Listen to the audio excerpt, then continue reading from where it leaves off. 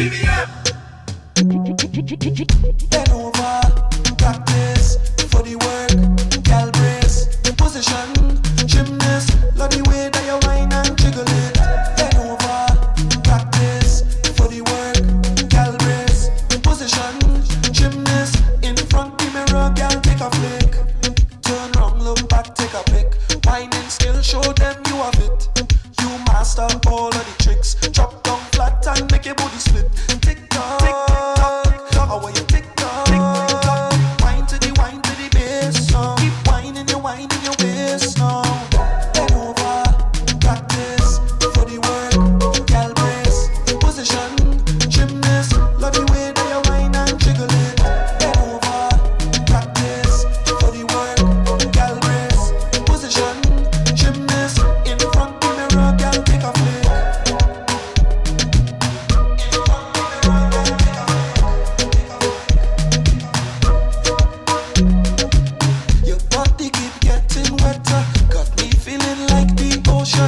Under the wave now, no time to behave now. It's time to go brave now. Wine to the bass now, wine to the bass now. Keep whining your waist now. Bend over, practice for the work, gal brace, position, gymnast, love the way that you whine and jiggle it. Bend over, practice for the work, gal brace, position, gymnast, in front the mirror, gal take a flick.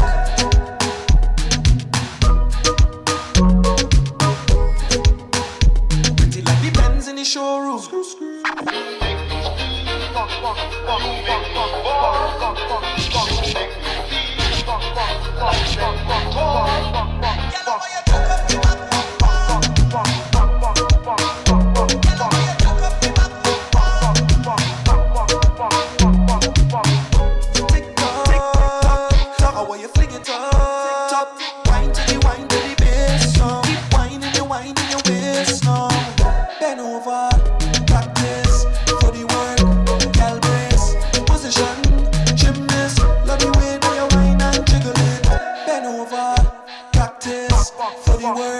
Gal brace, position, gymnast, in front the mirror, gal take a flick.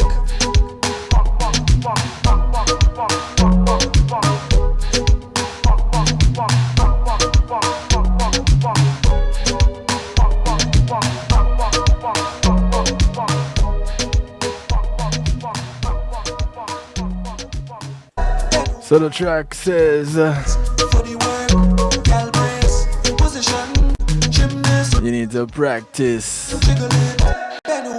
The sound of GBM Neutron. The track is called Practice. Greetings and salutations to one and all. How you doing?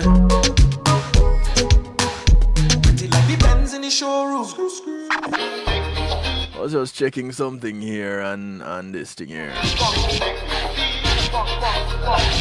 I'm pretty sure that makes a whole lot of sense. Checking this thing, checking something here and this thing here.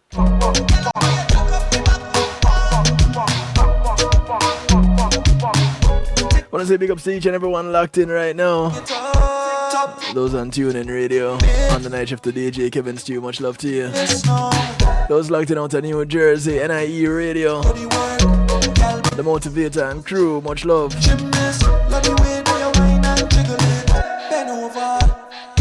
Yeah man, go and practice. Bend over, do that, yeah, same way.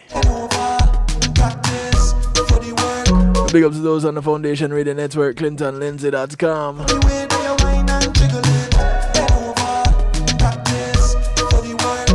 Those on PEMGTV.com. Much love to you. I want to say welcome to the Zeno FM listeners. Welcome. Yeah, the night shift to DJ Kevin Stew on Zeno FM. Under the wave now, no time to be here. I love it. It's time to go. It's called Growth. Wine to the bass song, wine to the. Big ups to those on CR7. Keep whining your. Much love to you.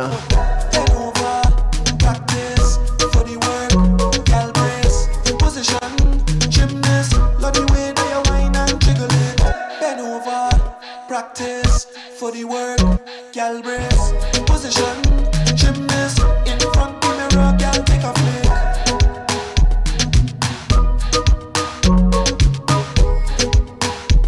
The track is called Practice.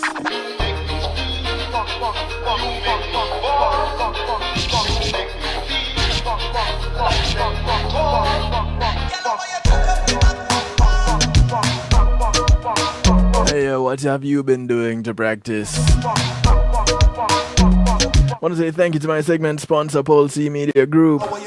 When being in the moment is priceless, give them a call. They take care of your videos, your photos, your streaming, your ads, and more. Everything you see here on kevinstew.com, they can handle that.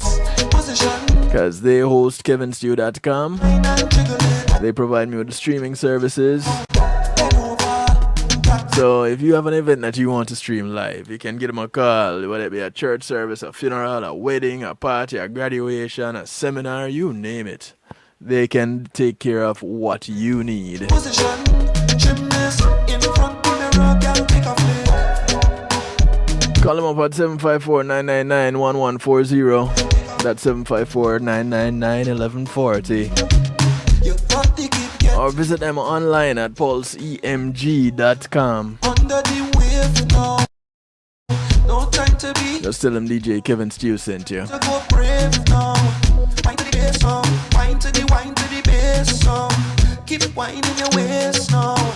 Bend over. Invite you to call a friend, tell a friend. Friends of your friends, friends of your enemies, enemies of your friends, and your enemies too, because we're not leaving anybody out. Practice for the work. I want to say big ups to those who are locked in on Facebook Live. Gymnast. In front the mirror, gal take a flick. Much love to all of you. So glad to have you. Couldn't do it without you, and you have my word. I wouldn't even try. Hands in the showroom. Screw, screw. Screw, screw.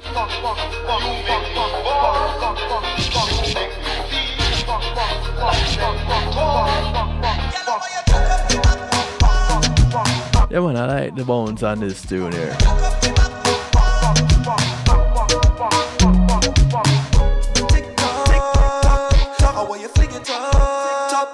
So, we all have our little thing that we like, don't we? Some like to sit there like a bend over and moving thing, you know? Some like to see the graceful poise and positioning. Everybody has their own little thing. And sometimes one of those things might be considered a little bit odd.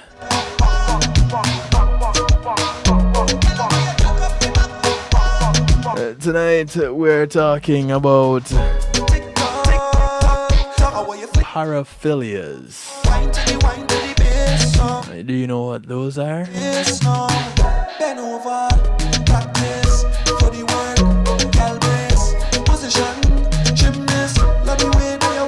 I do invite y'all to participate as I usually do. Jump into the stew pot on kevinstew.com.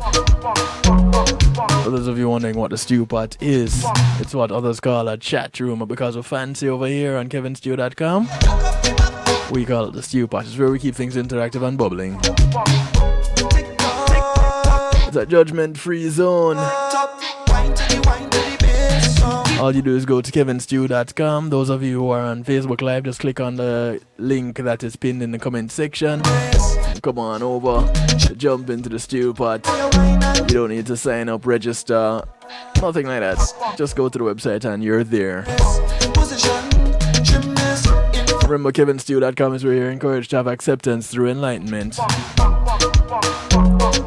You can remain anonymous. You can change your name so that everybody knows who it is that we're interacting with. No need to worry about anything. Your all opinions are welcome. We just ask that you keep it respectful.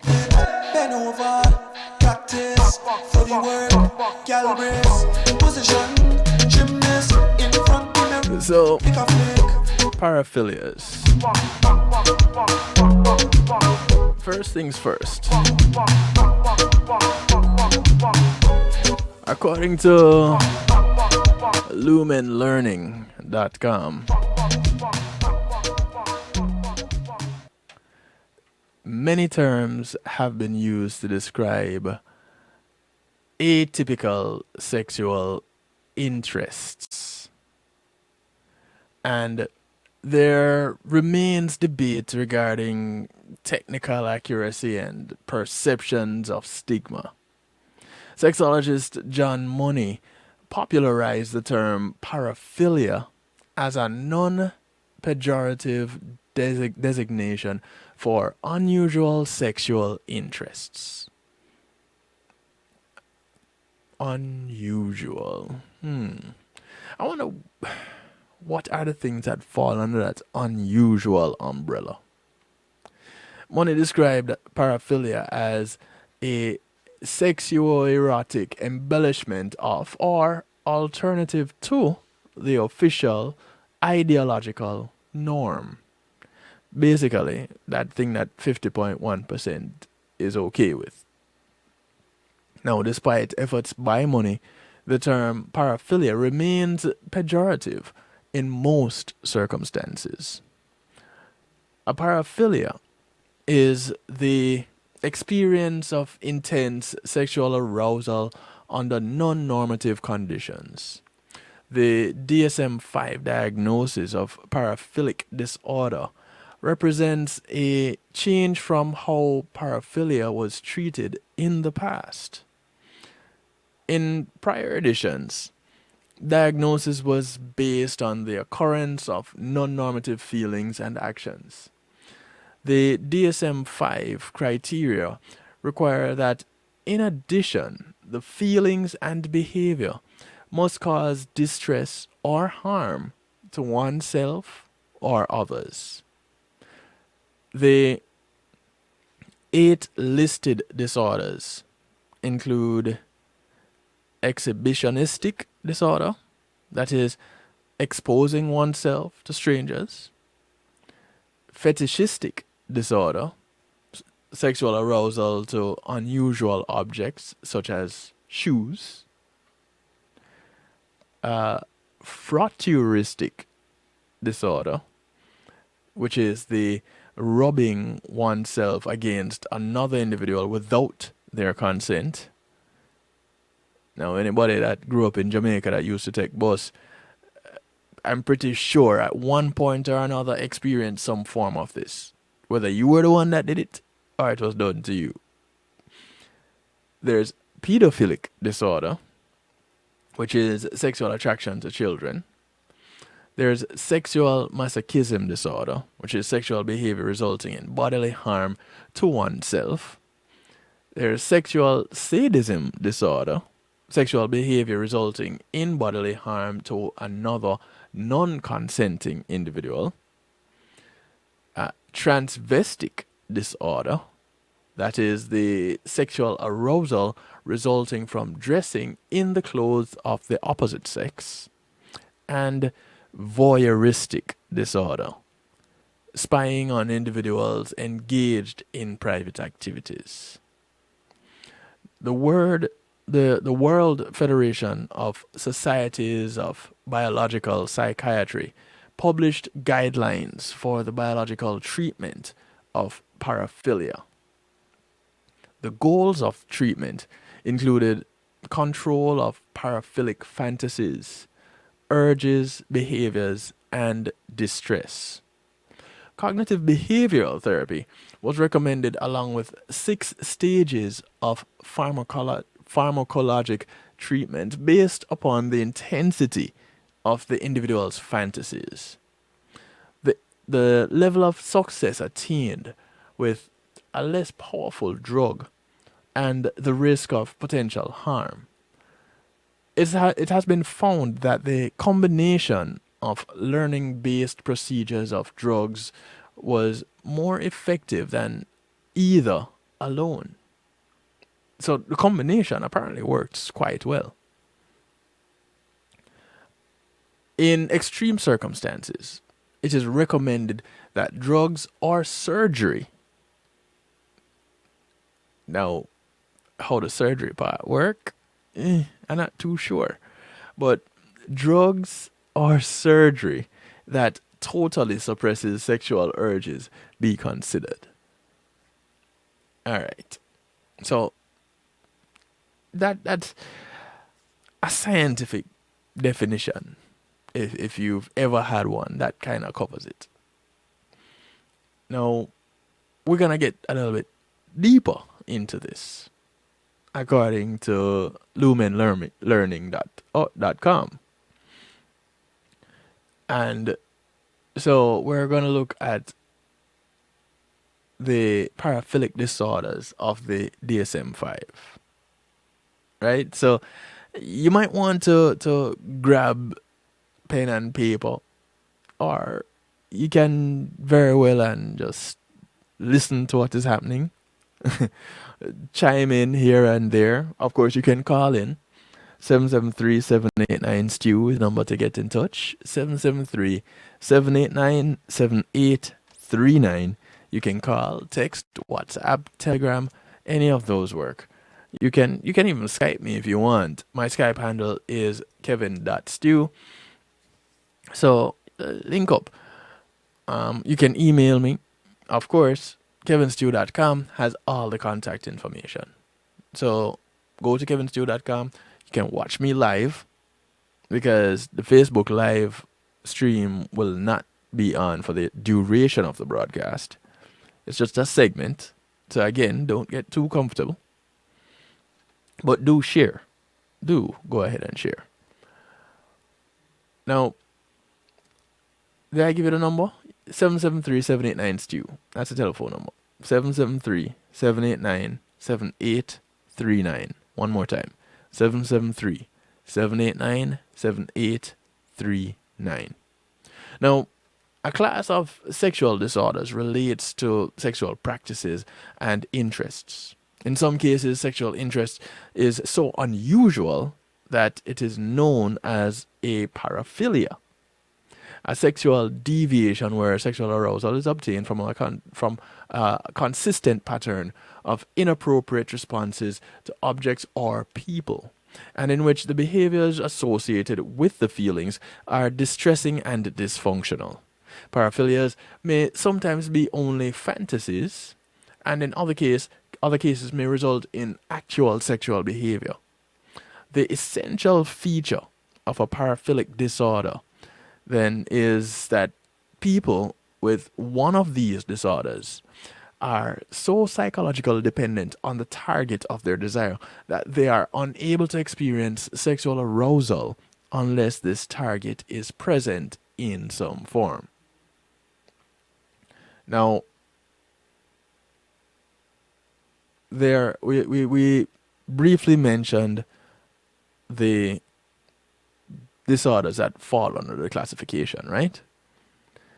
The transvestic, exhibitionistic, fetishistic, frotteuristic, two different things. Sexual masochism, pedophilic disorder, sexual sadism, and voyeuristic. Now, I can tell you this. My looking into these came as a result of having a discussion with someone about, hey, cuz, how you doing? Hey, Jan, good evening to you. I had a discussion with a friend of mine about a girl that was molested in a library study room. This happened a few days ago. If it wasn't a couple of weeks ago, it was a few days ago. Now, I didn't hear of this happening in the news. I was just talking with a friend of mine and mentioning that I was gonna tutor a little boy in reading. And somehow, I guess that just triggered a memory, and we had the discussion. And so I said, let's look into this a little bit. And initially, it was just going to be looking into pedophilia. But then that was just only a piece of the pie. So I figured, why not look at the whole pie and see what we can learn. And that is how we end up tonight talking about paraphilias. Now, something to note. People with paraphilias are usually rejected by society, but for two different reasons. In some cases, such as voyeurism and pedophilia, the behavior is unacceptable, so much so that it is considered illegal, because it involves a lack of consent on the part of the recipient of the sexual advance. But other paraphilias are rejected simply because they are unusual, even though they are consensual and do not cause distress or dysfunction to the partners. Now, sexual sadism and sexual masochism, for instance, are usually practiced consensually, and thus may not be harmful to the partners or to society. A recent survey, relatively recent, found that individuals who engage in sadism and masochism are as psychologically healthy as those who do not. And this was a survey that was done by Connolly back in 2006. Fairly recent. Again, as cultural norms about the appropriateness of behaviors change, the revision of the DSM back in 2013 changed its classification system of these behaviors. Now, there is an estimated 20% of American children that have been sexually molested, making pedophilia a common paraphilia. Offenders are usually family friends or relatives. Types of activities vary and may include just looking at a child or undressing and touching a child. However, acts often involve oral sex or touching of genitalias or the child of the offender. Or the offender. Now, studies suggest that children who feel uncared for or lonely may be at higher risk for sexual abuse. The key feature of this disorder is that the individual experiences sexual arousal when with children that may be equal to, if not greater than, that which he or she experiences with individuals who are physically mature. And I'm glad that in this particular text they mention he or she, because when we hear of, or we think of pedophiles, immediately our mind goes to men molesting children. Very seldom do we consider the women who do the same things. Recurring sexual dreams, behaviors, or urges concerning children that are 13 years old or younger, these urges may be directed toward children of the same sex of the pedophiles or the other sex. Doesn't really matter. Some pedophiles are attracted to both boys and girls. Some are attracted to only children, while others are attracted to children as well as adults. Now, these issues must be persistent for at least 6 months and must cause impairment to everyday functioning to be considered symptoms. If an individual is 16 years old and exhibits these behaviors with someone that's at least 5 years younger, he would be considered, it's interesting that they use he, they would be considered for this disorder, he or she. Now, to be diagnosed as having pedophilia, the individual must be at least 16 years of age.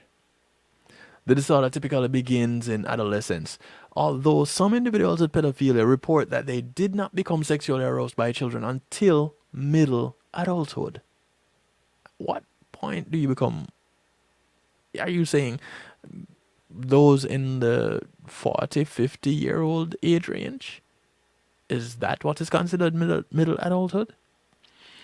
Pedophiles may limit their activity to exposing themselves to children, sometimes known as flashing, touching and folding and fondling the child gently, undressing the child and looking at them, or masturbating in front of that child. Now, the word pedophilia is derived from Greek words paidos, meaning child, and philia, meaning love. Until recently, pedophilic individuals had found it relatively easy to gain access to unattended children. Awareness of pedophilia has been raised in the past 2 decades, and it has become more difficult for these individuals to find children with whom to act out their fantasies. In response to the scarcity of vulnerable children, many pedophiles have turned to chat rooms and child pornography. Now, males are often diagnosed with this disorder more than women. Doesn't necessarily mean that more men are pedophiles than women. More males are diagnosed. Pedophilia is more prevalent among Caucasians than among other ethnicities. Well, that too is another interesting statistic. It is also known that if a male prefers males, it is more likely that he will repeat his pedophilic actions. Now, this has led certain religious or otherwise radical activists to suggest that pedophilia and homosexuality are one and the same, resulting in further media attention to an already well-covered topic. And we, in looking at that generalization, we tend to look towards those of the cloth that partake in such activities. I won't say of which religion. I'm pretty sure most know and are familiar. So let me not call out any particular groups. Now, one of the biggest issues in assessing behavior as pedophilic or normal is the criteria of pedophilia. By Western standards, certain cultures, for example, Islamic cultures, would have higher prevalence of pedophilia. Some cultures allow child weddings or unions between mature males and pubescent females. In some tribal societies in Africa, pedophilic behavior is considered perfectly normal. Men often take boy wives in addition to wives. The men engage in sexual activity with these boy wives until it is deemed time for the young boy to choose a wife of his own.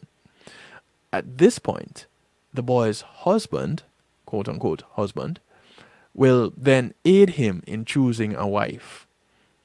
And the boy will be allowed to leave to start a family of his own. Now, clearly, it is important to note any religious or cultural backgrounds in individuals being examined as having pedophilia. This is a very difficult situation, as some groups have voiced the concern that any pedophile can simply convert to a belief system that accommodates and excuses their behavior. Well, I guess they would be onto something saying that, but wouldn't anyone be able to join a group that can excuse their behaviors? Typically, right? Because no, there is a group for everyone. Now, there's very little that is known about the prevalence of pedophilia, because due to the severely negative stigma associated with having pedophilia, many people with the condition rarely seek help from a mental health professional. The ratio of sex of offenders often against female children and sex offenders against male children is about 2 to 1. According to data in a 1987-1988 study, sexual offenders against males have many more victims than those against females. Sexual offenses against female children have a rate of 19.8, while sexual offenses against male children have a rate of 150.2. Crazy. Since there's a higher rate of sexual offenders against male children, this may suggest that this group has a higher number of true pedophiles. Not all sex offenders who victimize children are pedophiles. Just a note to point out. Only about 40% of convicted sex offenders meet the diagnostic criteria for the disorder. Now, the large commercial market in pedophiliac pornography suggests a much higher prevalence than the limited medical data indicates. So, that's just a little bit of information as it relates to pedophilia as one of the paraphilias that we're looking at tonight. Blessings, Eric. How you doing? Now, there is the exhibitionist. And that's what we're going to look at next. And we're going to touch on this when we come back from the break. But really quickly, the term exhibitionist was first used in 1877 by French physician and psychiatrist Charles Lassague. And various earlier medical forensic texts discuss genital self-exhibition. Just a little bit of history to the condition known as exhibitionism. Now, this is the act of exposing in a public or semi-public context those parts of one's body that are not normally exposed. For example, the breasts or genitals or buttocks. The practice may arise from a desire of or compulsion to expose oneself in such a manner to groups of friends or acquaintances or to strangers for their amusement or sexual satisfaction or to shock the bystander. Exposing oneself only to an intimate partner is normally not regarded as exhibitionism. In law, the act of exhibitionism may be called indecent exposure, exposing one's person or other expressions. When we come back, we're going to dive a little bit more into exhibitionism. But what do you know about the exhibitionist? Do you know anyone who would be considered an exhibitionist? Well, I want to hear from you. Have you ever had the experience where you have encountered someone who considers themselves so? Or even if they don't consider themselves to be so, that's their action. You see them doing this more often than not. And in today's society, do you think that people have become accepting of the exhibitionist? Considering how people dress, have more people become more exhibitionistic? Or is it that because we have been exposed to the human body so often that it becomes the norm now? Let me hear from you. I want to get your feedback on this one. 773-789-STEW. 773-789-7839. Call me, text me, WhatsApp me, Telegram me. Just link up with me or jump into the stew pot and interact with me. Those on Facebook Live, this is where we're going to part company because it's all on the night on kevinstew.com from this point on. We're going to take a quick break. When we come back, we're going to talk some more. Facebook Live, this is where we part company until our next night shift. Well, actually, until the Saturday Stew on Saturday at 8 p.m. on Reggae Global Radio. Yeah, so Facebook Live, Y'all take care. Come on over, kevinstew.com. We'll be right back.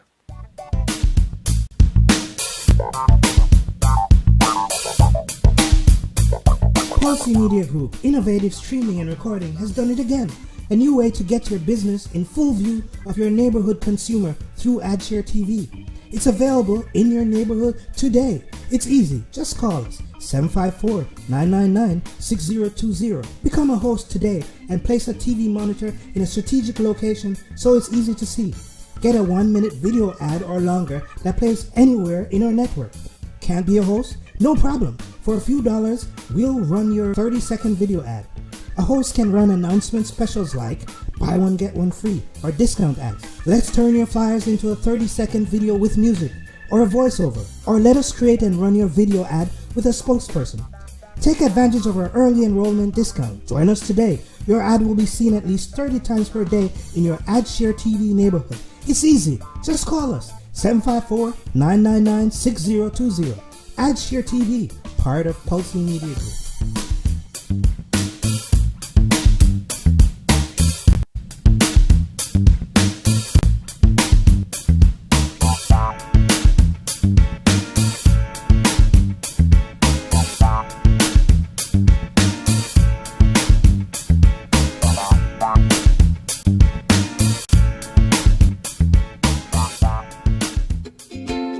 Imagine having our own Caribbean Center. Imagine a museum highlighting our history and the contributions of Caribbean people to the world. Imagine being able to visit and learn about the islands we call home. In a place where our kids can see and feel their cultural heritage. You can make this vision come to life. Help us create this first-of-its-kind space that all Caribbean people can be proud of. Your contribution to Island Space Caribbean Museum will help this dream come true. Visit islandspacefl.org/GoFundMe. Visit islandspacefl.org/GoFundMe. Visit islandspacefl.org/GoFundMe and donate today. Reggae Global Entertainment presents the brand new self-titled album from Yishka with 9 great songs. Oh Baby Let Me Love You. Be Grateful for Life. Be grateful for life. Shake You Down. Girl, I wanna shake you What else can I do? What else can I do? Babe, Come Over. Baby, come over. My. It's our time You know I love you. for your love. I would do anything. I'm Falling. Yishka. 9 great songs. Available on all streaming platforms.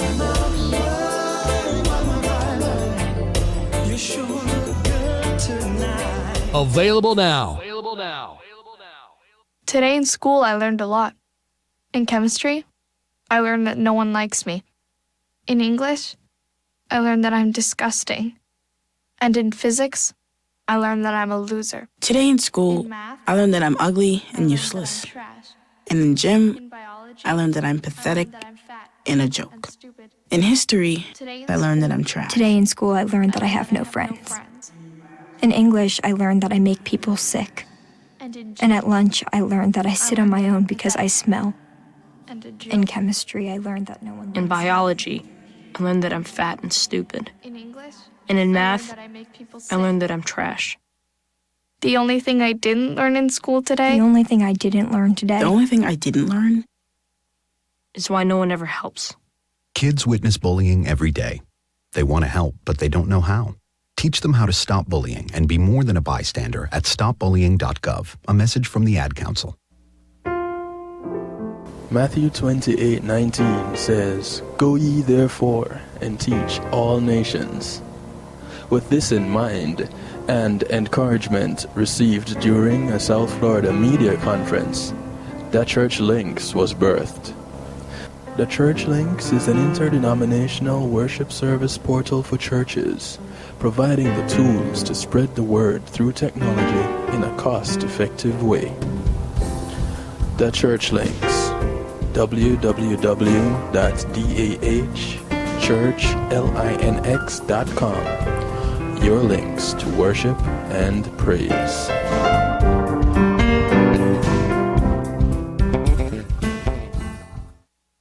Hey, I'm representing for DJ Kevin Stew, working on the night shift radio show. Won't go changing like the weather, just to please the devil never. Will DJ Kevin Stew sell his soul? That's a word and honor. It's Christine representing word and honor. Celestia DJ Kevin Stew. Are you ever gonna change? Are you ever gonna to take advice for how I'm feeling?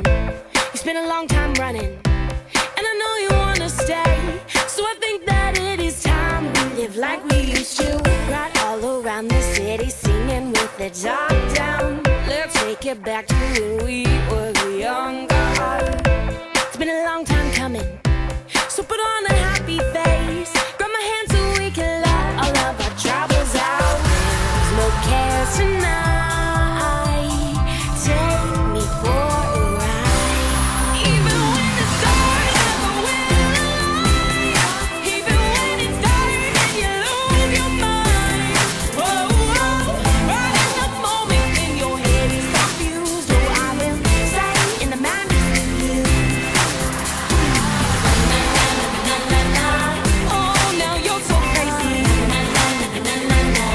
Oh, I'm crazy too. Right in the moment when your head is confused. Oh, I will stay in the madness with you. Baby, don't you worry, 'cause you know I understand what it's like to be chewed up and spit out in the cold world. Baby, there's no hurry, as long as you take my hand. We can dance and I won't be the one to let you go. There's no care tonight. Take me for a ride. Even when the stars never will align. Even when it's dark and you lose your mind. Oh, right in the moment when your head is confused. Oh, I will stay in the madness with you.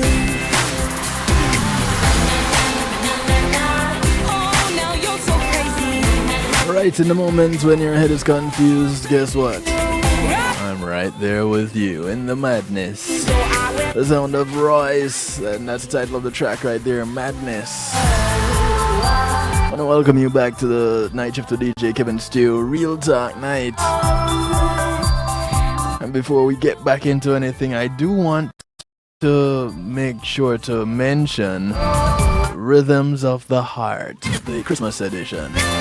It takes place Saturday, December 18th at Valencia's in Margate, Florida, 5801 Margate Boulevard in Margate. Doors open at 8 p.m. Tickets available pre-sold at $10. More at the door. You can get your tickets on Eventbrite, or you can link me, DJ Kevin Stew, for tickets. 773-789-STEW, 773-789-7839.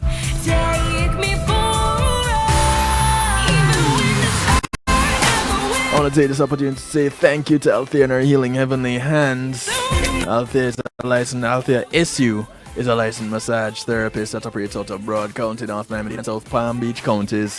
She comes to you bringing her table, her oils, and over 20 years massage therapy experience. Althea, I'm overdue for a massage. You hear me getting tongue-tied? That's a tense tongue. I don't know how you're gonna massage my tongue though. I don't know if that fall under the umbrella of any of these paraphilias. Anyway, I digress. Give Althea a call, 954-655-9000 to set up your appointment today. Or you can also email her at thealater@att.net. That's THEALATER@att.net. Give her a call, set up your appointment.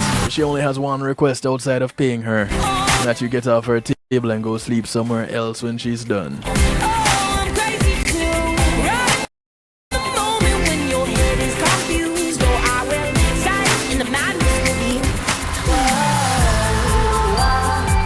Now, for those who think that what we're talking about tonight is just craziness, it's madness, it's so out there.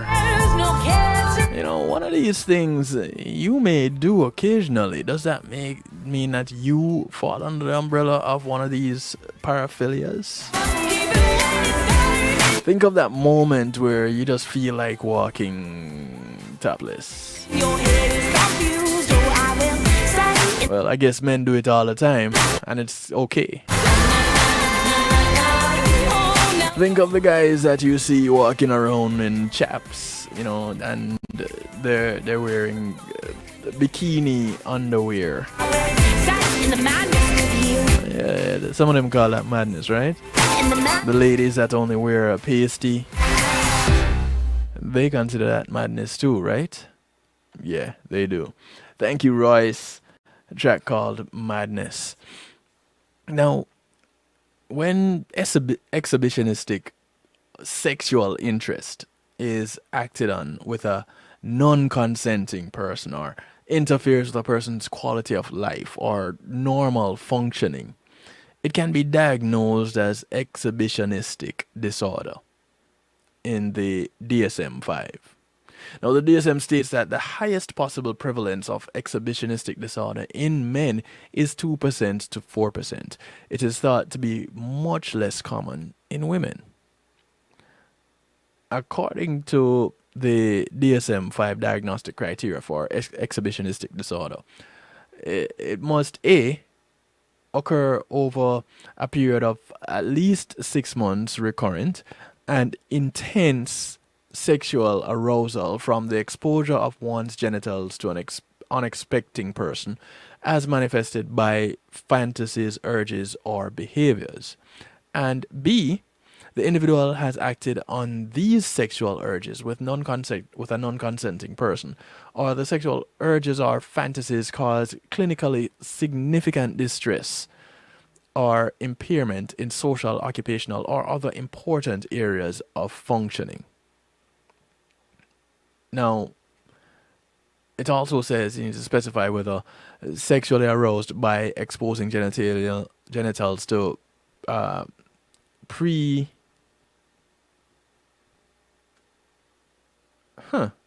Why is my phone talking to me? Sexually aroused by exposing genitals to pre-pubertal children, sexually aroused by exposing genitals to physically mature individuals, sexually aroused by exposing genitals to pre-pubertal children and to physically mature individuals. And specify if in a controlled environment the specifier is primarily applicable to individuals living in institutional or other settings where opportunities to expose one's genitals are restricted. In full remission, the individual has not acted on the urges with a non-consenting person, and there has been no distress or impairment in social, occupational, or other areas of functioning for at least 5 years while in an uncontrolled environment. So, some little caveats to the definition. Now, exhibitionists in some cases masturbate while exposing themselves or while fantasizing that he or she is exposing themselves to another person. There's a pattern in which males exhibit themselves, and there are 3 characteristic features of the exhibition. 1, it is performed for unknown women. 2, it takes place where sexual intercourse is impossible. For example, a crowded shopping center. Well, to say that the act of intercourse is impossible there, I don't know.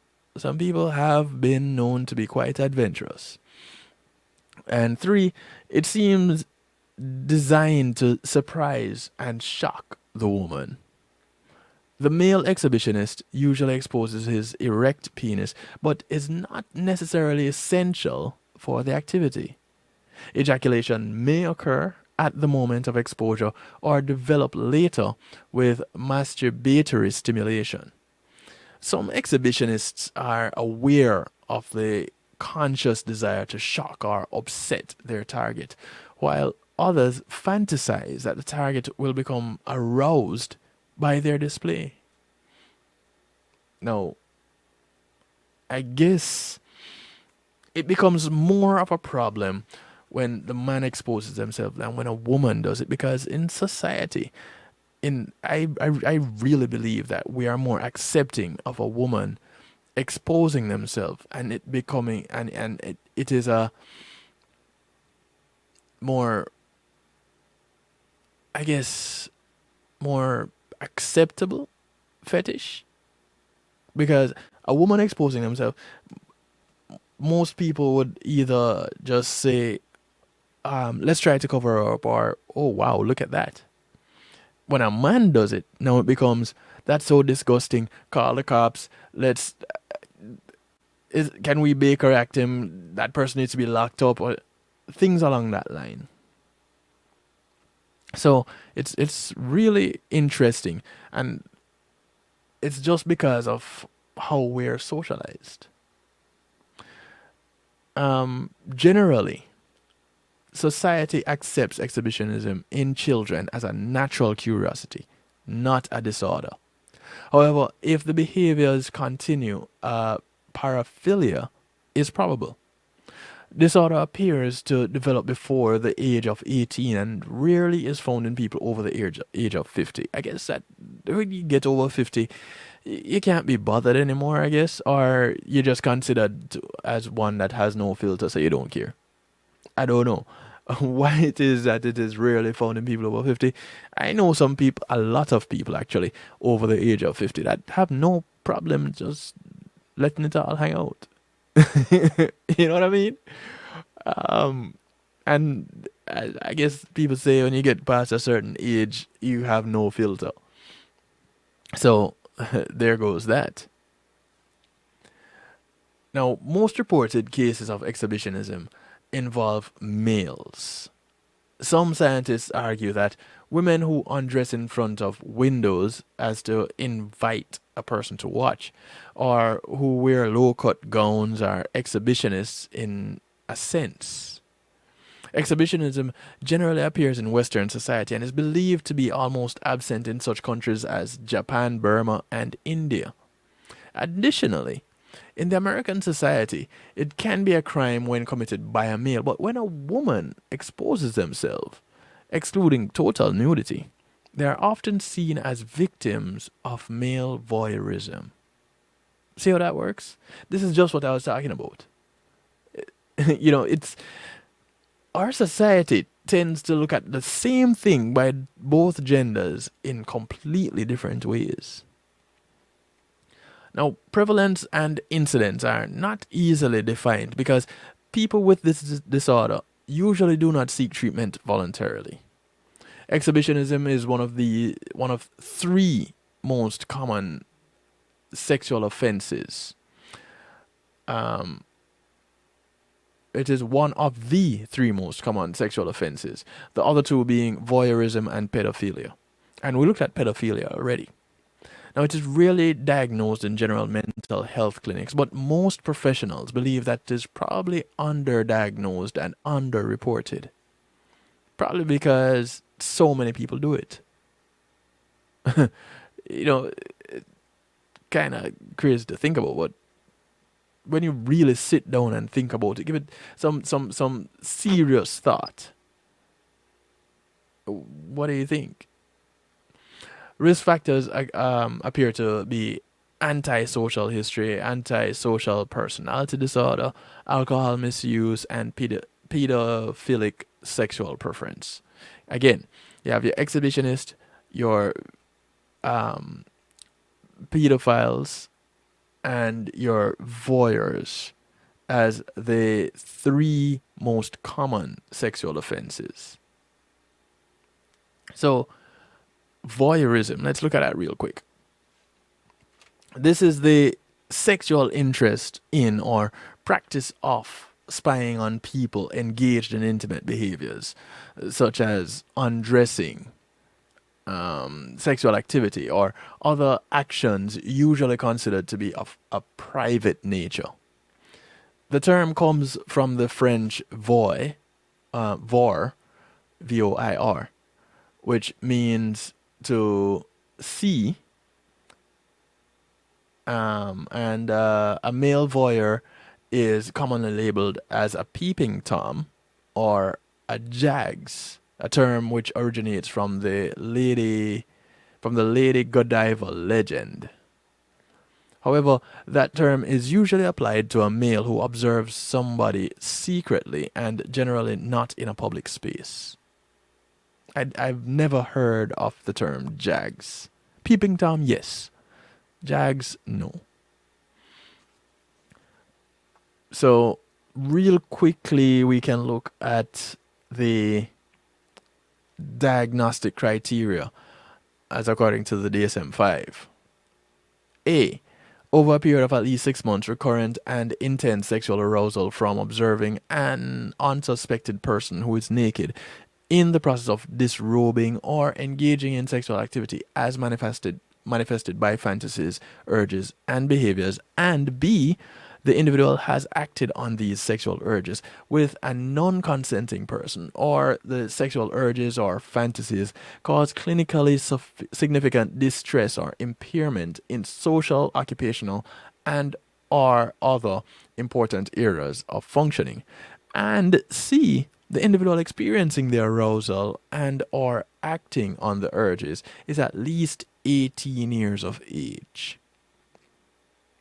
Now, you also have to specify if in a controlled environment the specifier is primarily applicable to individuals living in institutional or other settings where opportunities to engage in voyeuristic behavior are restricted, or in full remission the individual has not acted on the urges with a non-consenting person, and there has been no distress or impairment in social, occupational, or other areas of functioning for at least 5 years while in an uncontrolled environment.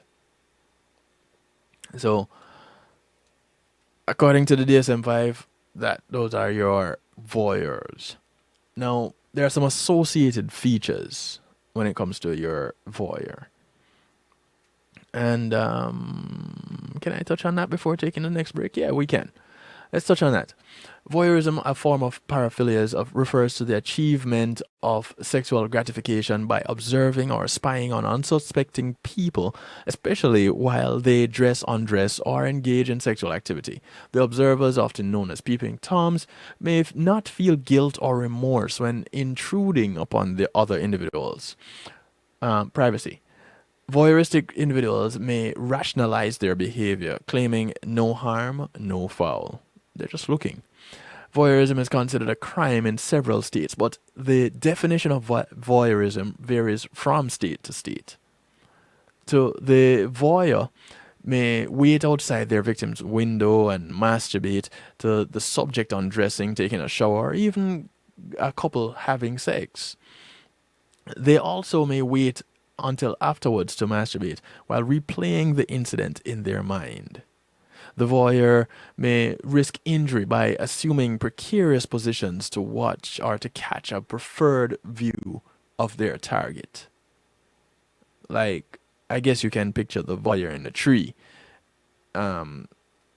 perched precariously on a frail branch, just so that they can have a good view.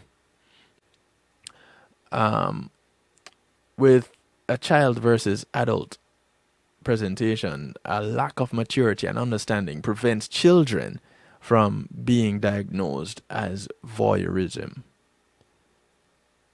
That's interesting because our children know to cover themselves, not to expose themselves, and not to look at people in private situations, but yet still, as children, we do it or have done it.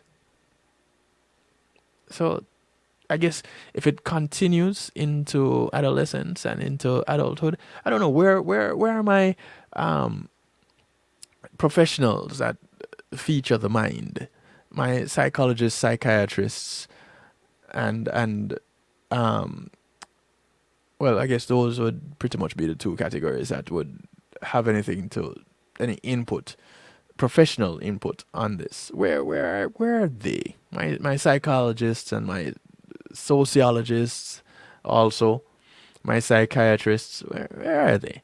773-789-STEW. I'd love to hear from you guys as it relates to some of these conditions, these paraphilias.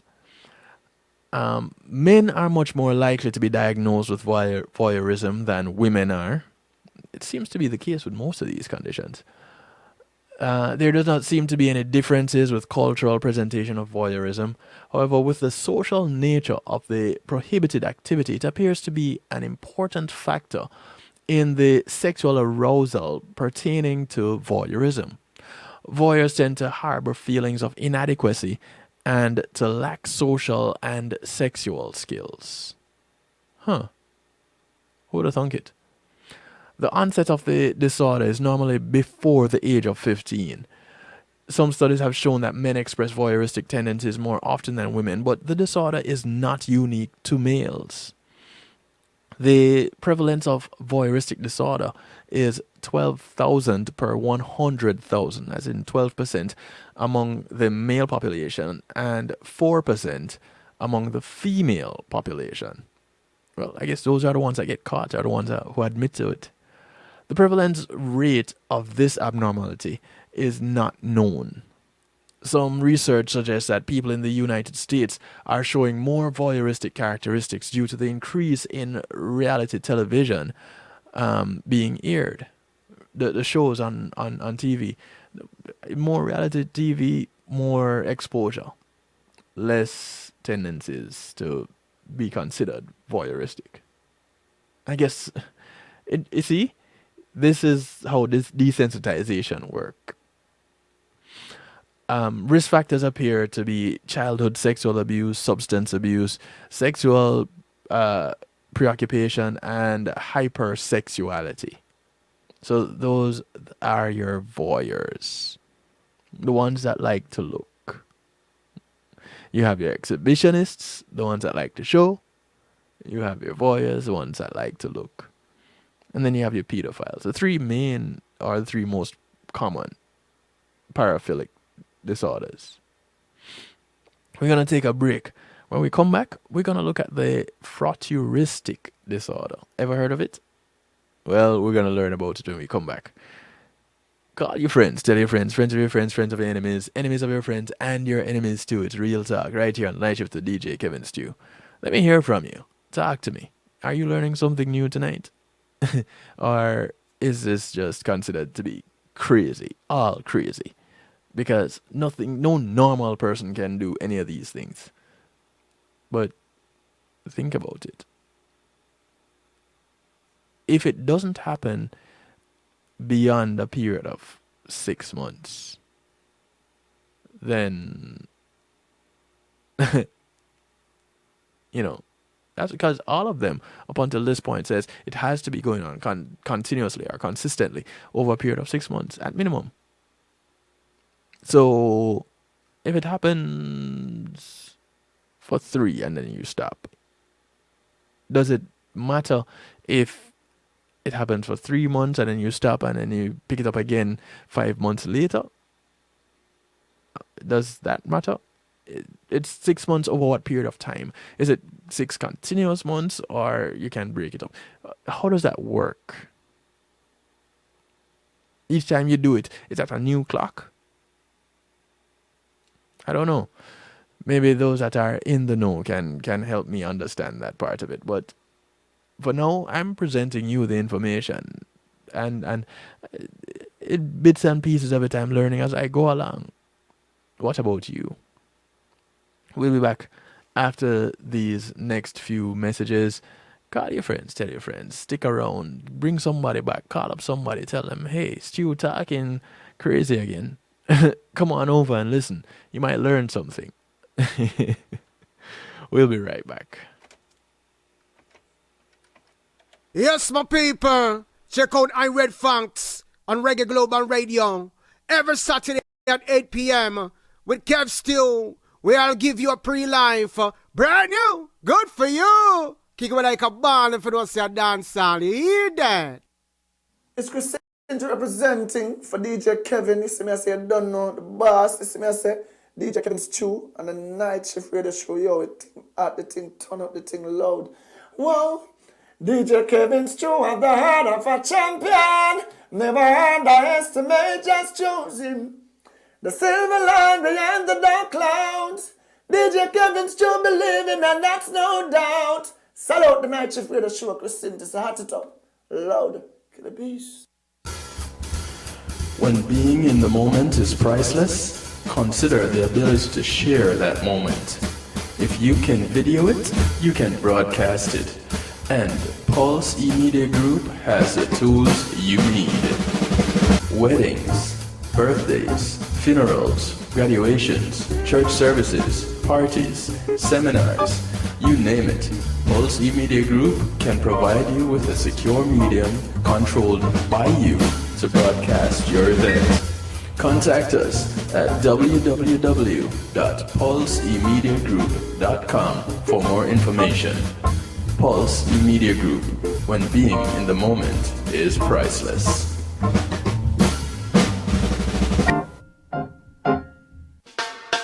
Teddy Greaves Jr. with 6 brand new songs out now on his brand new EP, Teddy Greaves Jr. with songs you know and love like Can You Stop the Rain? One Last Cry. Can't Get Over You. Wait Too Long. You and I. And One Last Cry, the acoustic version. Teddy Greaves Jr., now available on all major digital platforms. Teddy Greaves Jr. Making great music is one thing, sharing it with the world, that's another. Let the professionals at Reggae Global Entertainment help you to another level. Specializing in artist management, booking, public relations and marketing, and promotion, Reggae Global Entertainment can help you with event planning, websites, photography, and video production, press releases, legal services, and graphic design. They can even help you with music production, so you can get the sound that you want every time.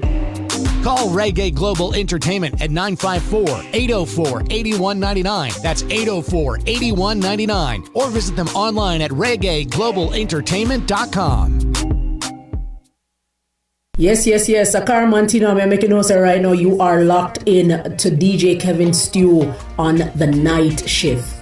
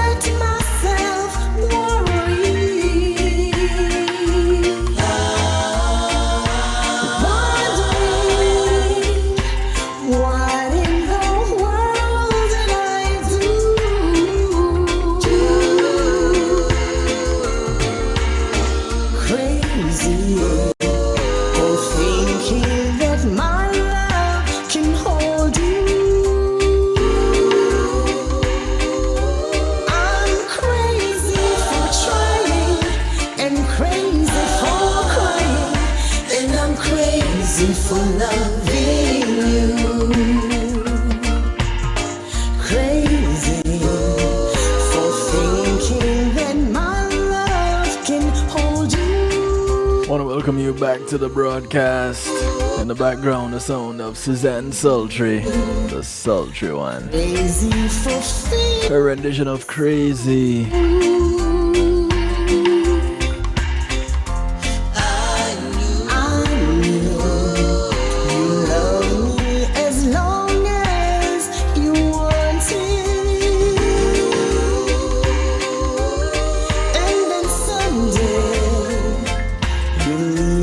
I want to say thank you to my segment sponsor, Reggae Global Entertainment.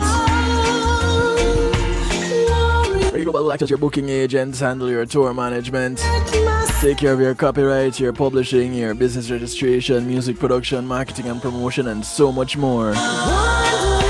Give them a call, 954-804-8199. That's 954-804-8199, or check them out online, reggaeglobalentertainment.com.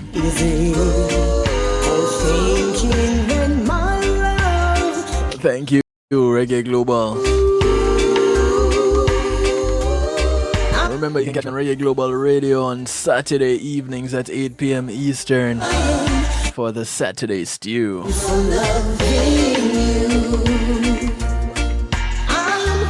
The sound of Suzanne Sultry in the background. Her rendition of Crazy.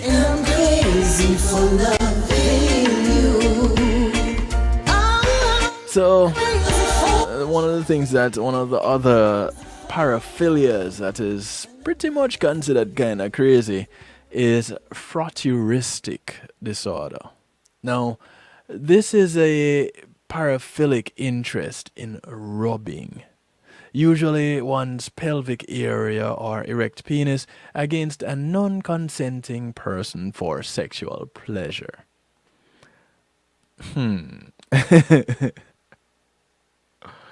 Now, it may involve touching any part of the body, including the genital area. A person who practices frotturistic acts is known as a frotteur. Frottage derives from the French verb frotter, which means to rub. The term frotteur, originally meaning floor polisher, entered police jargon around 1882.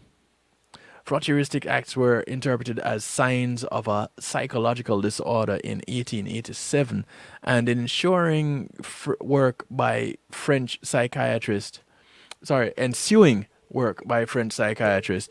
Valentin Magnan, who described 3 acts of frottage in an 1890 study. It was popularized by German sexologist Richard von Krafft-Ebing in his book Psychopathia Sexualis, borrowing from Magnan's French terminology. Frotturistic disorder is a sexual dysfunction disorder characterized by sexual arousal from rubbing against or touching a non-consenting person. According to the DSM-5 diagnostic criteria, A, over a period of at least 6 months, there we go again, 6 months, recurrent and intense sexual arousal from touching or rubbing against a non-consenting person as manifested by fantasies, urges, or behaviors, and B, the individual has acted on these sexual urges with a non-consenting person, or the sexual urges or fantasies cause clinically significant distress or impairment in social, occupational, or other important areas of functioning. And of course, there's the specifics that go along with it. A person who is suffering from frotteurism usually experiences symptoms such as intense sexually arousing fantasies, sexual urges, or behaviors involving touching and rubbing against a non-consenting person for over a period of at least 6 months. These fantasies, urges, and behaviors can cause distress and problems associated with work, social atmospheres, and other important daily activities. Toucheurism, this one I had never heard of, actually, is sexual arousal based on grabbing or rubbing one's hands against an unsuspecting or non-consenting person. It usually involves touching breasts, buttocks, or genitalia or other genital areas, often while quickly walking across the victim's path. Some psychologists consider toucherism as a manifestation of frotteurism, while others distinguish the two. So, I'm pretty sure you've heard of people being referred to as touchy-feely. Or that might be a Jamaican thing or a Caribbean thing, where people are touchy-feely. And I guess this is what that is. I'm just guessing. Frotteurism is also known as mashing. And mashing has been reported exclusively among males. Now, mashing usually takes place in crowded places such as buses, elevators, or subway cars. The man usually incorporates images of his mashing within his masturbation fantasies. Mashing is related to toucherism, which is the fondling of non-consenting strangers. Mashing can be so furtive and fleeting that the victim may not realize what has happened. I can tell you this. I remember being on a bus, and it was one of those rare moments where I was sitting and there was a woman standing next to me, and I offered the seat and she refused. And this was while I was probably about 14, and this is public transportation in Jamaica. Coming home from school, and music is playing in the bus. I'm sitting there, and this woman is constantly rubbing on my shoulder. And I'm like, you want to sit down? Because it would seem like the bus is packed, there are people behind her, the bus is rocking as it is driving and moving. So, there's a lot of movement going on. People coming off the bus, people changing their positions and such. So she doesn't have a choice but to move. But the movements just seemed to go with the music. And it's kind of like she was comfortable with the arousal that she was getting from my shoulder. So much so that I kind of moved a little bit, and she moved a little bit too, because I moved a little bit away, and she moved a little bit away towards my shoulder. So, yeah, they say mostly men. I say mostly men get caught. And when women do it, it seems, I don't know, like the victims would probably think that they're attractive or something, when it has nothing to do with the object. Anyway, typically, excuse me, children under the age of 12 do not have frotteurism due to lack of understanding and maturity. Most individuals who participate in frotteurism are between the ages of 15 and 25, and tendencies typically increase the age at the age of 15 and decrease after the age of 25. Frotteurism is associated with paraphilic fantasies, but it occurs most commonly in adolescence. This woman rubbing on my shoulder was no adolescent. She was a full-blown adult. Now, I don't know what was going on in her life, but that was my experience.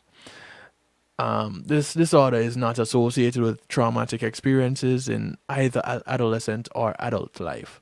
Risk factors appear to be non-sexual, antisocial behavior, and sexual preoccupation or hypersexuality. Maybe it is that she was hypersexual. That's probably the case. The DSM estimates that 10 to 14% of men seen in clinical settings for paraphilias or hypersexuality have frotteuristic disorder.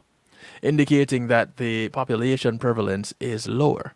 However, frotteristic acts as opposed to frotteristic disorder may occur in up to 30% of men in the general population. Well, I guess the rubbing stimulation is more so easily attained for men than it is for women. The majority of frotteurs are male and the majority of victims are female, although female on male, and male on male frotteurs exist. This activity is often done in circumstances where the victim cannot easily respond. In a public place such as a crowded train or a concert, usually non-consensual sexual contact is viewed as a criminal offense, a form of sexual assault, albeit often classified as a misdemeanor with minor legal penalties. Conviction may result in a sentence or psychiatric treatment. Then you have your fetishes, and most people would be familiar with your fetish, right?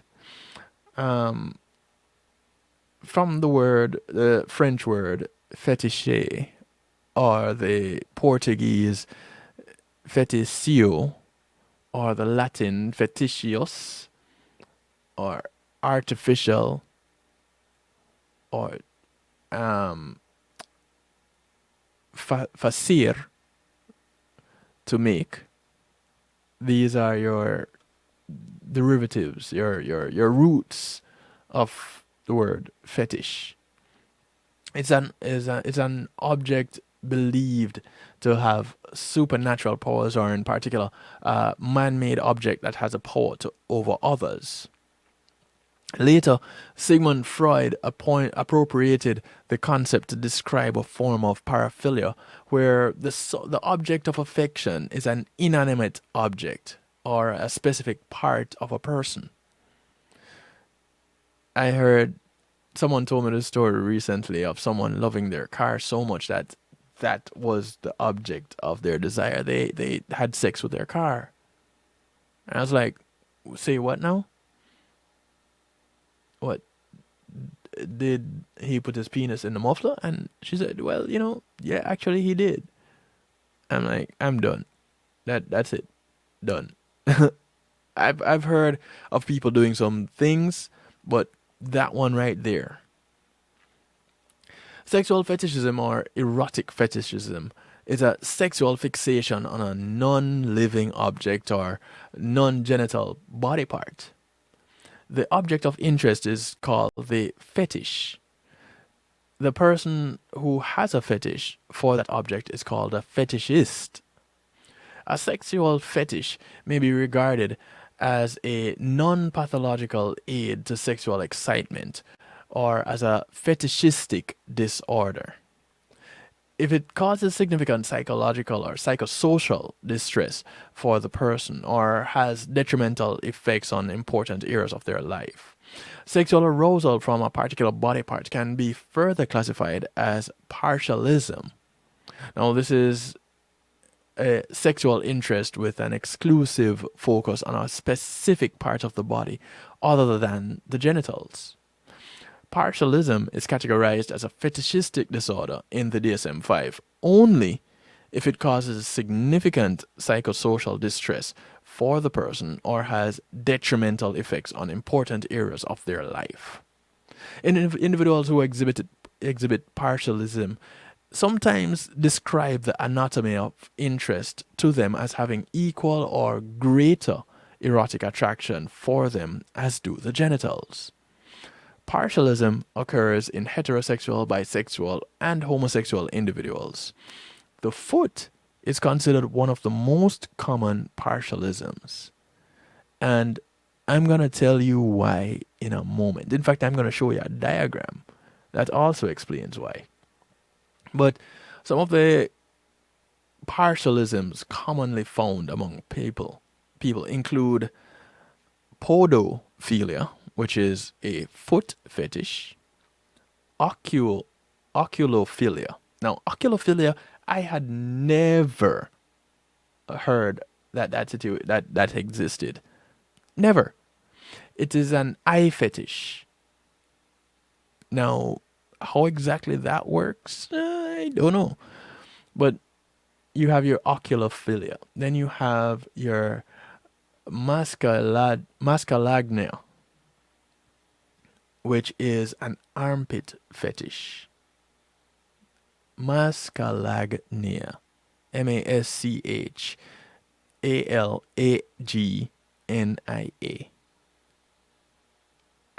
And I found that one quite interesting because someone told me, I remember someone telling me, you know, I used to just kind of bury my face in my boyfriend's armpit. And I'm like, did you really? And we're like, yeah, don't judge me. I'm like, I've known you too long now to be judging you at this point. But yeah, mascalagnia. And then you have mesophilia, which is a breast fetish. I'll leave that one right there. You have your pygophilia or pygophilia, which is a buttocks fetish. Nasophilia, which, like the name describes, it's a nose fetish. Now, I think I have enough nose that if someone has a nose fetish, they'd be enamored by me. But hey. Then you have your hair fetish, which is known as trichophilia.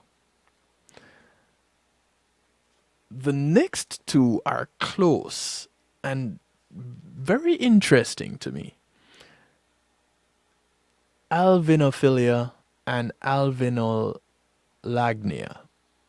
Alvinophilia is a navel or belly button fetish. Alvinolagnia is a belly or stomach fetish. Then you have your chelrophilia, which is a hand fetish, and your crurophilia, which is a leg fetish. So those are your body part fetishes.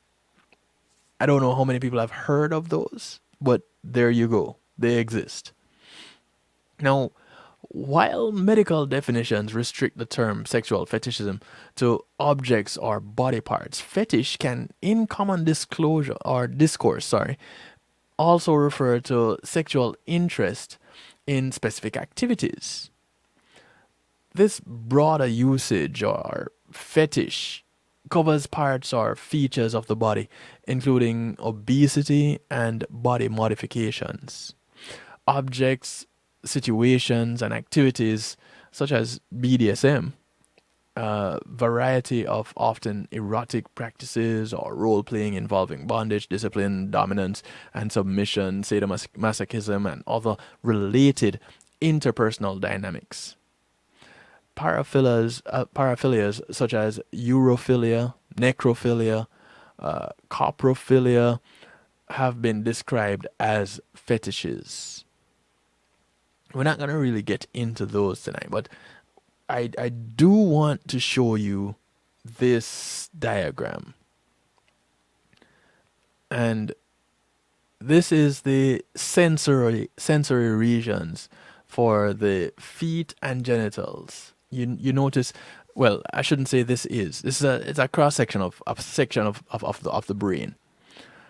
And it shows where the sensory regions for the feet and the genitals are next to each other. And this is the cortical homunculus.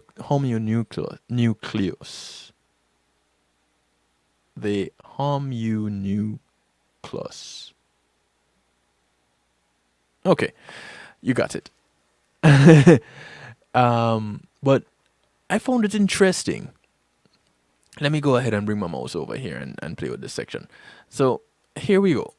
In this section of the brain, right here, it shows where the genitals, that section of the brain that is stimulated by the genitals, or that you have an interest in the genitals, right next to it is the area that there's an interest with the toes, and right next to that is the interest with the foot in general. So for those who wonder why it is that people would have these foot fetishes and thinking that it is so far-fetched and something must be wrong with their brains or something, it's because that sensory region of the brain lies right next to the sensory region that relates to the genitals. So it actually makes sense to me. Does it make sense to you? I don't know, but it does make sense to me. So in a review of 48 cases of clinical fetishism in 1983, fetishes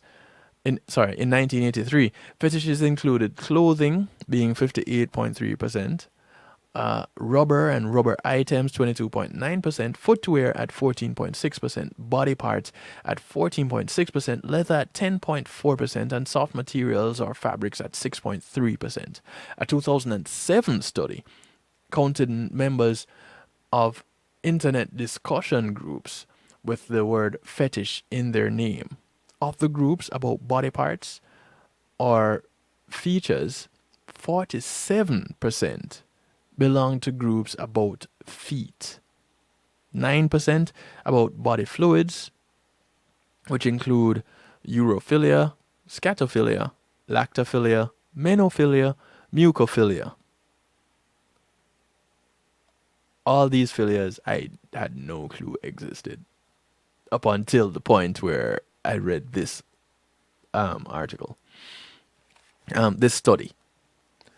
9% were about body size, 7% about hair, and 5% about muscles.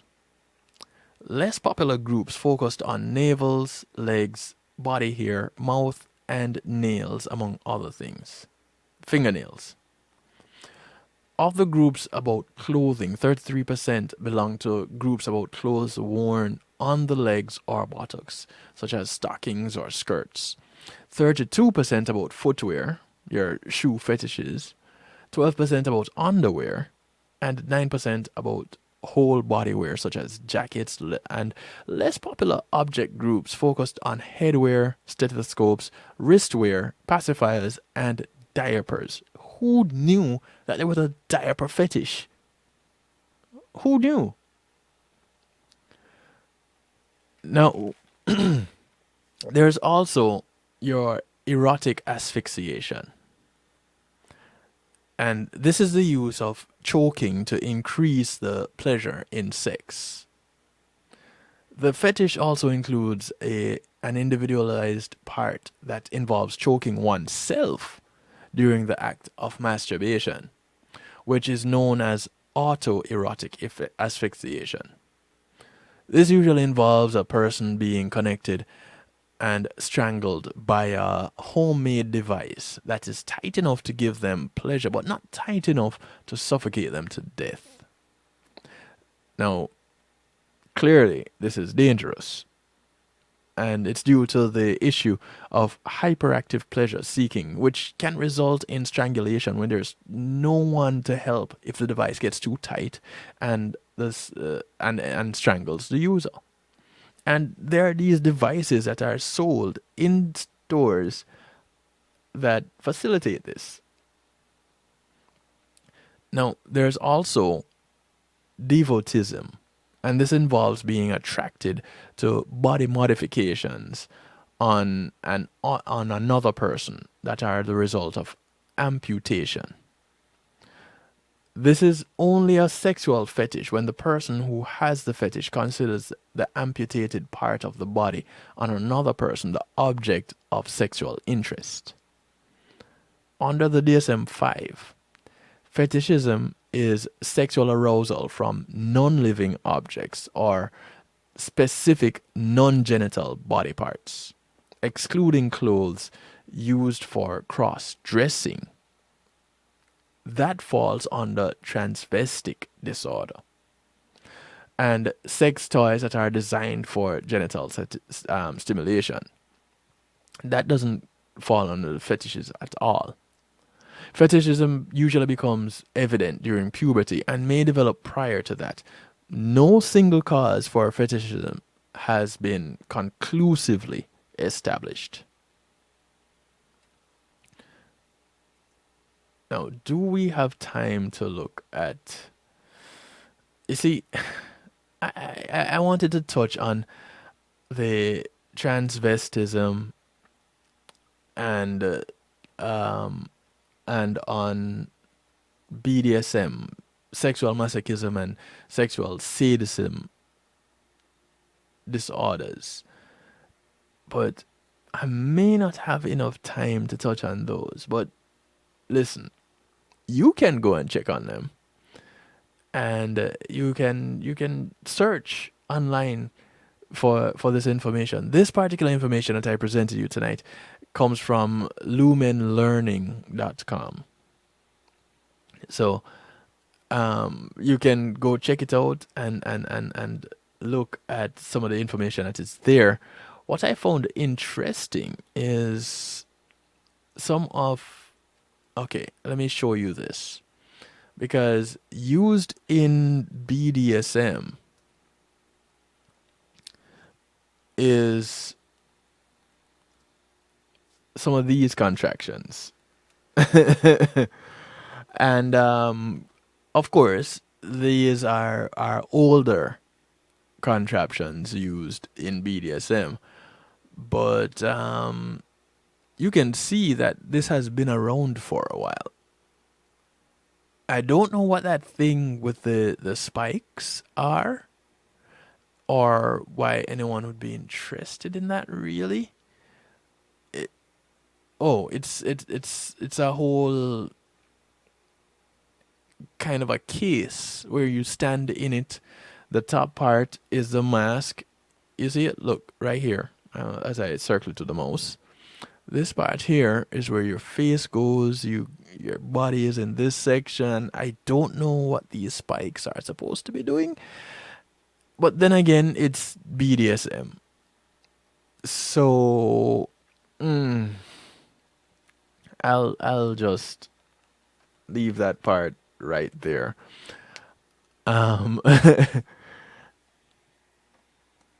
And that pretty much covers our paraphilias for tonight.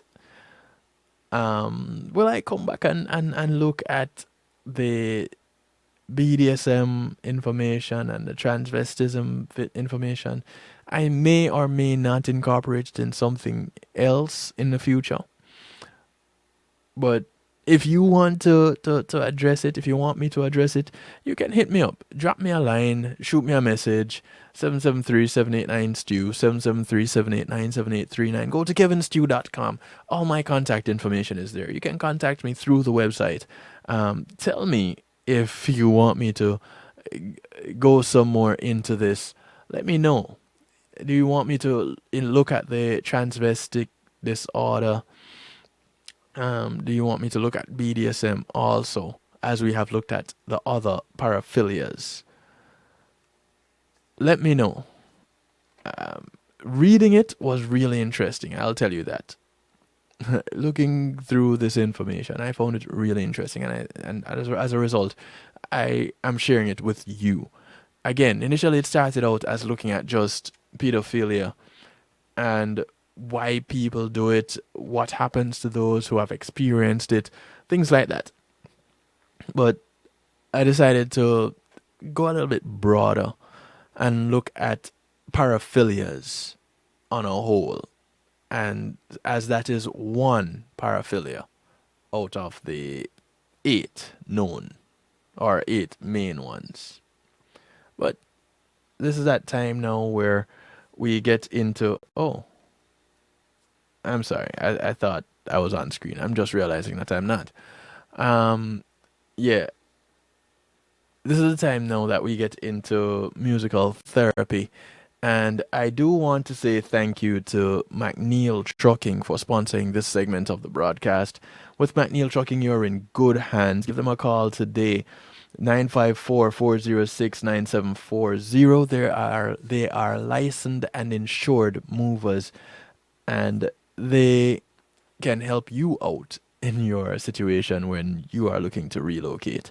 So give them a call, 954-406-9740. Tell them you heard about them on Night Shift with DJ Kevin Stew. They are McNeil Trucking.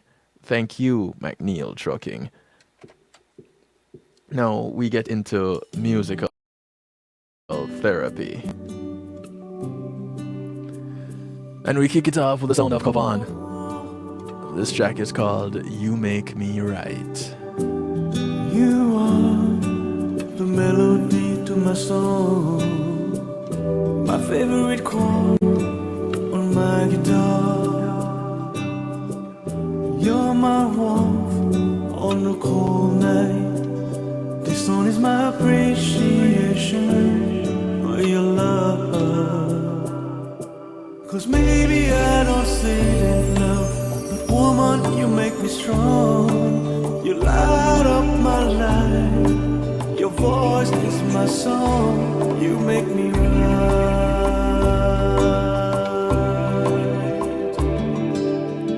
Hey, cuz I know you like this one. For all you give me every day, no question asked. You make me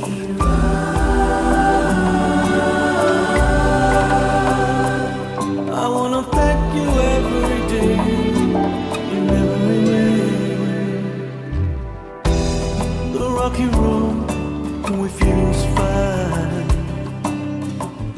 Girl, I'm well because I know you're mine. Give me your smile is everything. Baby, you're the beat that makes my heart. You make my heart sing. 'Cause maybe I don't say it enough, but woman, you make me strong. You light up my life, and your voice is my song. And maybe I don't show it enough, but you taught me love, you showed me love. Ooh, you make me right. You make me right. Boy, you give me every day. You make me right.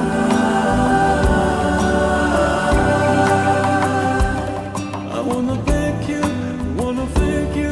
each and every day. I go jour passé partir merci, I go jour passé partir moi les meus, I go sur la vida c'est pas gagné moi faire. Où c'est bénédiction toute belle chanter l'amour, c'est où qu'est-ce qu'on fait, c'est où sont les mots, musique moi la vie moi, c'est où Haïti pour moi chérie, c'est où Haïti. You make me right.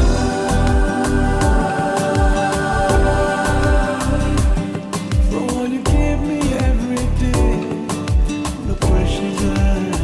You make me right.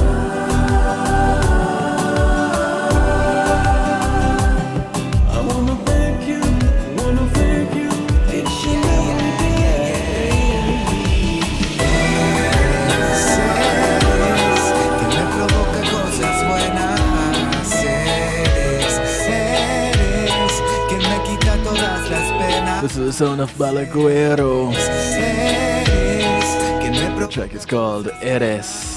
Seres que me quita todas las penas. Yeah, yeah, yeah. Sé que no necesito llenarte de flores.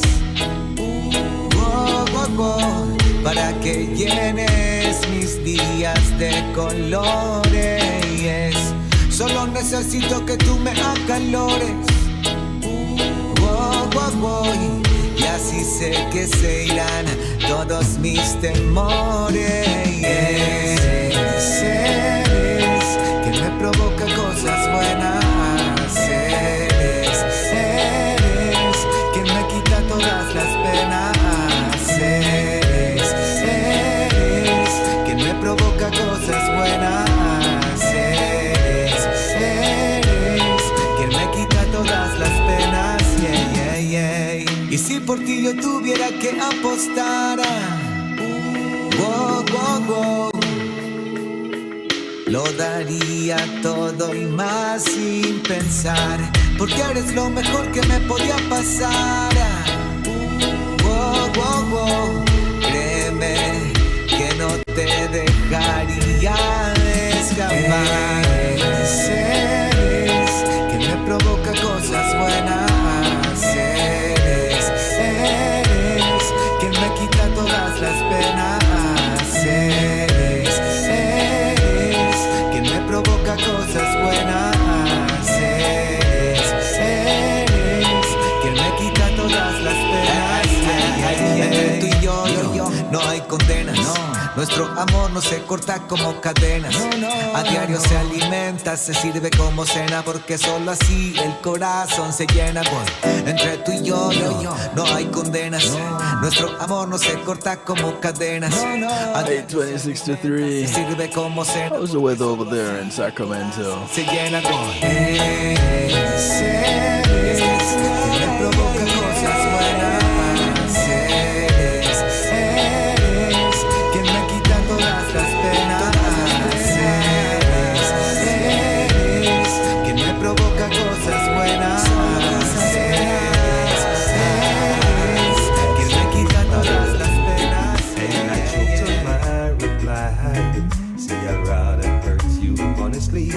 Then mislead you with a lie. Now who am I to judge you and what you say or do? You see, I'm only just beginning to see. This is the sound of King Banton. His rendition of Sometimes When We Touch. The honesty so much, then I have to close my eyes and hide. Supporting vocals by the Tugarific one. I'll hold you till I die, till we both break down and cry. Yes, I wanna hold you till the fear in me subsides. Romancing all in its tragedy, leave me battling with my pride. But you the insecurity, some tenderness survive. I'm just another rider, still trapped within my truth. A hesitant prize fighter, still trapped within my youth. And sometimes when we touch, the honesty so much, then I have to close my eyes and hide. Girl, I wanna hold you till I die, till we both break down and cry. Yes, I wanna hold you till the fear in me subsides. At times I like to break through and drag you to your knees. At times I like to break through and hold you endlessly. At times I understand you and I know how hard you've tried. I've watched while love commands you, and I've watched love pass you by. At times I think we're drifters, still searching for a friend, a brother or a sister, but then the passion flees again. And sometimes when we touch, the honesty so much, then I have to close my eyes and hide. Girl, I wanna hold you till I die, till we both break down and cry. Yes, I wanna hold you till the fear in me subsides.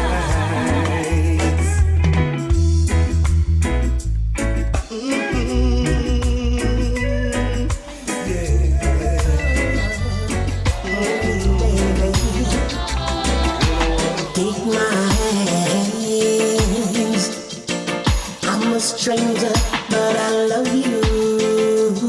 This is new music from You Madu. It's called Stranger in Love. Don't be scared, I need you right now. I'm glad that I met you. This is the start of something new.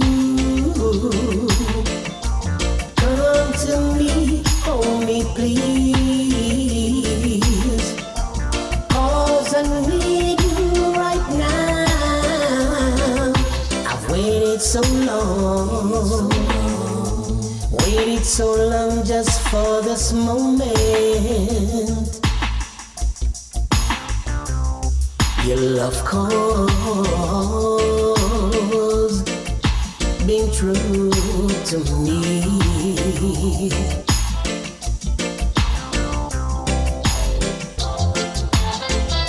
Stranger in love, I'm a stranger in love.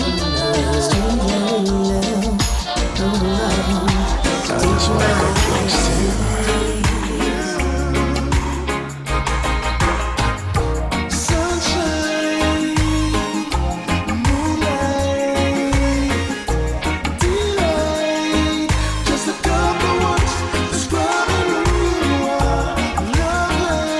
This is Joanna Marie working out with Peter G. Their rendition of Close to You.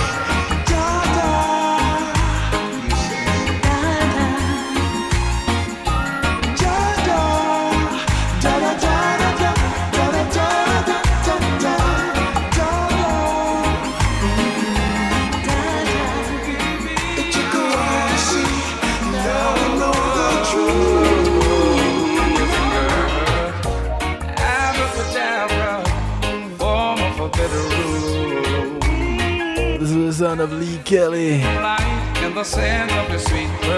This one is called Magic. And as I perform my magic act and disappear from here tonight, I want to thank you for your support.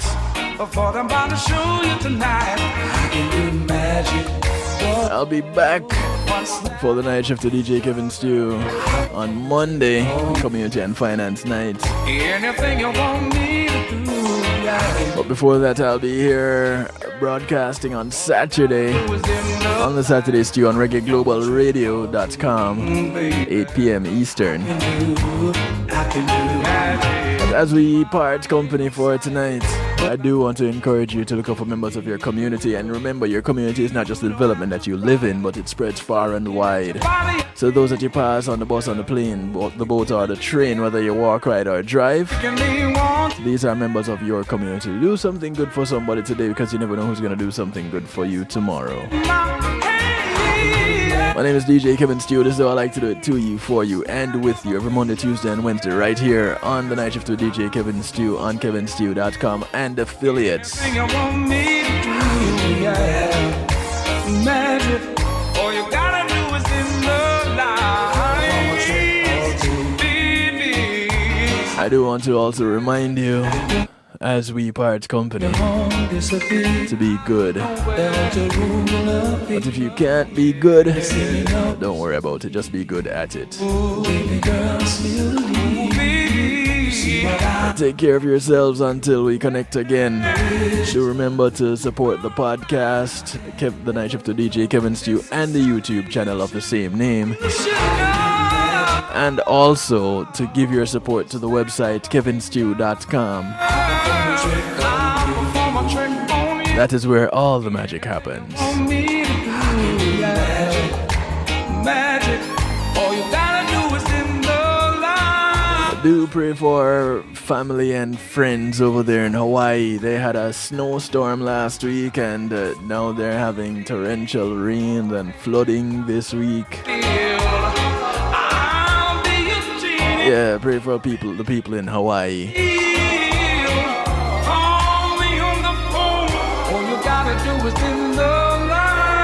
Good morning, good afternoon, good day to you, wherever you are in the world. From right here in South Florida, I bid you a good night. You take care of yourselves, okay? Ooh, I can hear some magic. Greetings and salutations. This is DJ Kevin Stew inviting you to bubble up and simmer down with me in the Saturday Stew right here on Reggae Global Radio. Get ready for the special segment called The Secret Ingredient, where you may hear from your favorite artist or producer. Saturday Stew happens every Saturday at 8 p.m. Eastern Time exclusively on ReggaeGlobalRadio.com, where we get high on reggae. Greetings and salutations, one and all. You're invited to tune in to the night shift with DJ Kevin Stew. It airs on Mondays with Community and Finance, Tuesdays with Healthy Love, and Wednesdays with Real Talk from 10 p.m. to midnight Eastern Time. Come spend some time interacting in the stew pot where we keep things bubbling and wind down in musical therapy. The night shift with DJ Kevin Stew is on kevinstew.com, where you're encouraged to have acceptance through enlightenment.